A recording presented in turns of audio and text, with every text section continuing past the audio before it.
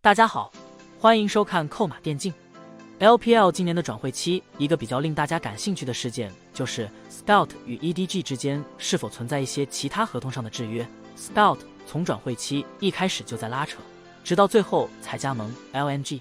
因为 LCK 赛区转会期早都结束了，所以那边观众在没事干的时候很关注 Scout 转会一事。在得知 Scout 被 EDG 卡合同之后，纷纷在论坛开团 EDG 战队，让他们别给 LPL 丢脸了。LCK 观众之所以生气，不是因为卡合同，而是被卡合同的选手是韩援。最近这个事情在韩网引起了比较大的热议。Kenzie 给出爆料，韩网开喷 EDG 给 LPL 丢脸。目前为止 ，EDG 仍未官宣 Scout 离队。韩国记者 Kenzie 爆料 ，Scout 已经确定加盟 LNG， 而且 Scout 为了加盟 LNG， 前阵子签约了 Supergent 的公司，在代理人的帮助下，成功加盟了 LNG 战队。猜测 EDG 仍未官宣的原因，是因为与 Scout 之间的合同很复杂，转会 LNG 需要代理人的帮助。另外一个重要爆料是说 ，Scout 曾想过休息，但后来改变了主意，继续打比赛。透露的消息很简单 ，EDG 有合同制约 Scout，Scout 与 EDG 谈崩，可能是对 EDG 开出的条件表示不满，但因为有合同制约，所以 Scout 不能去其他队伍，只能选择休息。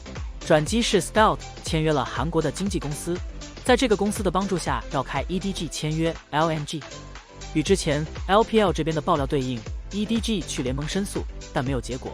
看起来 EDG 的合同并不合规 ，Scout 离队成为事实。EDG 此时有可能正在想办法解决问题，如何顺利的完成官宣。如果 Scout 还有商业合同在，怎样和赞助商交代等等。这个事情的节奏起来之后，韩网那边开始向 EDG 开炮。认为 EDG 给 LPL 丢脸，本质上就是在卡选手的合同。至于是竞业合同还是商业合同未知，可以肯定的是，联盟不承认竞业合同，因此更有可能是商业合同，也类似于另外一个版本的竞业合同。韩国网友表示 ，LPL 赛区的 RNG 和 EDG 都喜欢用肮脏的合同去坑害选手，令人失望。至于 Scout 这个事件 ，EDG 是否要负主要责任，目前还没有一个确切的定论。但是从转会期的种种爆料来看，基本可以确定 Scout 并不是完整的自由人状态，因为有多方爆料说 Scout 与 EDG 之前存在其他合同限制。关键点还是在于 EDG 开出的条件是怎样，开出的价格是否比其他俱乐部低，以及是否有想要让 Scout 接受轮换，并且带新人 Fisher 的要求等。这个事件有可能的一个版本就是 EDG 手持 Scout 的其他合约，有恃无恐，知道Scout 会到处碰壁，最后无奈选择签约 EDG， 但 Scout 不肯妥协，宁可休息都不想在 EDG 打，最后还签约经纪公司反将军 EDG。EDG 这边在转会期中有一个传话筒式的人物老岳，另外 LPL 的几个爆料人，其中也有可能是 EDG 授意让他们给出 EDG 想要传达给外界的信息。老岳在本次转会期中说了很多，而且口风也有在不断改变。最开始说因为工资帽原因 Scout 要大幅度降薪，然后说 Scout 回家意愿强烈， EDG 这边在帮 Scout 抬价，给 Scout 抬价等于让 Scout 不容易回到 LCK。 传出 Scout 与 LNG 签约的消息之后，老岳做事很生气的表示被对方欺负到头上了，必须申诉。